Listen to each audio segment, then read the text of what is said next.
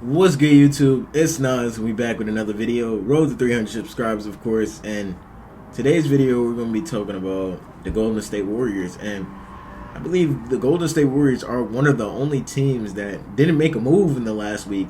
Well, the week's not over. They could still make a move in the last 2 days. It says they're trying to get Al Horford, but really, what is that doing for them? Like, the West is stacked next year, and it seems like they're not going to make any adjustment. And the one adjustment they can do is letting Jonathan Kuminga go and getting in a signing trade, which it seems like the Kings willing to trade Malik Monk, and Malik Monk would add to this Warriors team, I feel like, but it just seems like they're holding Jonathan Kuminga hostage, like, because obviously with Steph Curry in the lineup, Steve Kerr did not play Jonathan Kuminga, but as soon as Curry went down, Jonathan Kuminga got those minutes, and he looked like one of the best players on the Warriors roster, like as people expected. But it just seemed like the belief on Kuminga has went out the window, and he's not going to thrive in a Warriors jersey. I feel like his future, he's going to be traded from the Warriors if they end up re-signing him or forcing him to stay, or if they.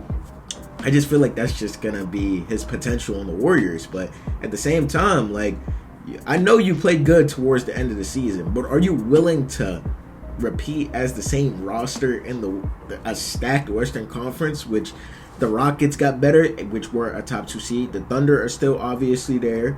You got the Timberwolves. I feel like that will still be there.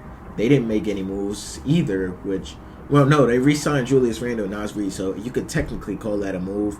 You got the Lakers if Luka, LeBron, and they added DeAndre Ayton. I ain't talk about that, but I don't really feel like DeAndre Ayton really does anything, because obviously it's up to effort. If DeAndre Ayton shows the effort that he did in the 2021 run, like, okay, then we have some. But obviously in the last couple seasons, like, the effort has been lacking for Ayton. And do we think Luka and LeBron could rejuvenate him, make him care about playing the game of basketball? Like, do we think that? Like, I don't really know. But you got the Spurs. I feel like the Spurs are going to be up there with their young guards. I already talked about them. Like, you could go through my videos and see that I talked about them. But what are they planning to do? Like, I don't know. You got an aging Stephen Curry. You got an aging Jimmy Butler. You got an aging Draymond Green. You're gonna rely on Brandon Podjetsky or Pods to fill in the gaps where your roster lies? Like, no.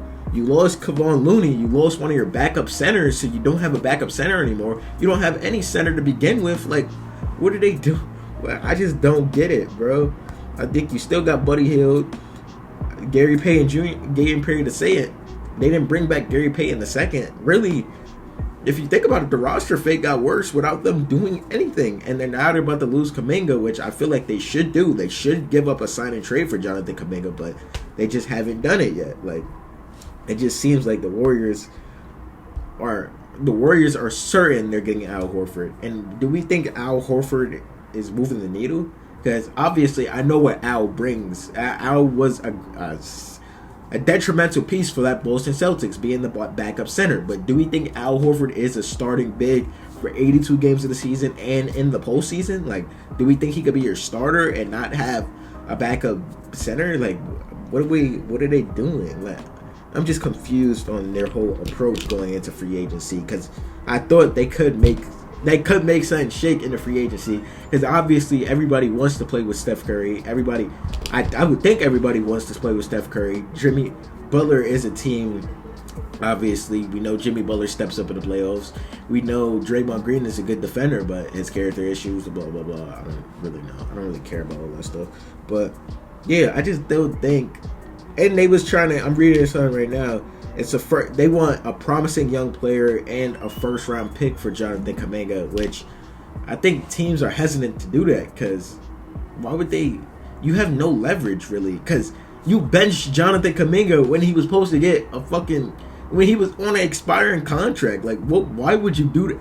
It just doesn't make sense, their whole approach to free agency. Like, I had to reset. I don't want to corrupt it. I'm going to do this every time now, but it just doesn't make sense to me. Like, do we think the Warriors can be a top 6 seed with this roster? No, I don't. I just don't. Like, let me look up the West teams, because I'm bugging right now. You got the Thunder, you got the Rockets, you got the Lakers. The Nuggets have gotten better. The Clippers, they've gotten better. They added a backup big. They added Brook Lopez, the backup Zubac, so they don't obviously drop down as soon as Zubac get out of the game. You got the Timberwolves, like I said. You got the Grizzlies. Well, the Grizzlies might be cooked for a while because obviously Jaren Jackson Jr. got injured right after he signed his contract extension, which is crazy. Zach Edey's going to be out for some months. I don't know. Obviously, you got the Mavericks. Like I think AD could keep them afloat, and Cooper Flag obviously coming out. He's going to be good. I think they could keep them afloat. They'll probably be a top 8 seed till Kyrie comes back. And if Kyrie is still the same Kyrie, they're gonna jump in the standings as soon as he comes back. Like they're gonna be on a roll. So I don't know. Like the Mavs are tough too. Like Nico really built that roster. Yes, he's getting a lot of hate for trading Luka, and as he should, but you look at that roster now, like he lucked out of going getting Cooper Flag. Let's keep it above. But that depth in the bench and that depth in the starting lineup when healthy is crazy. That's why the Mavs are going to be back. There's no doubt about it. You got the Trailblazers. I think the Trailblazers could probably be a tough team to beat during the regular season. I don't think they're going to make the playoffs. I think the Spurs do make the playoffs, in my opinion.